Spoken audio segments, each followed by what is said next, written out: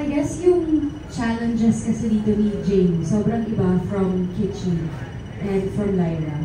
So, mas makikita niyo po yung, I guess yung, hindi ma-explain with, yeah parang mas parang maraming physical act, pero meron din naman kasi sa, true, yung environment nga din kasi since it's mas rural tong Nocturno.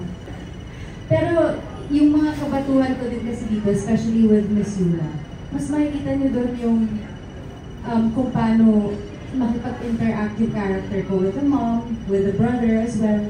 Sa Glitter kasi halos wala, computer lang yung kabatuhan ko doon. And for Greed naman, tatlo lang din kami lagi sa movie, sa eksena. Ako lang, si Diego, tsaka si Kuya Epi lang. So, kukunti lang din. But this time around kasi, meron ng family involved, meron ng may grieving din na eksena.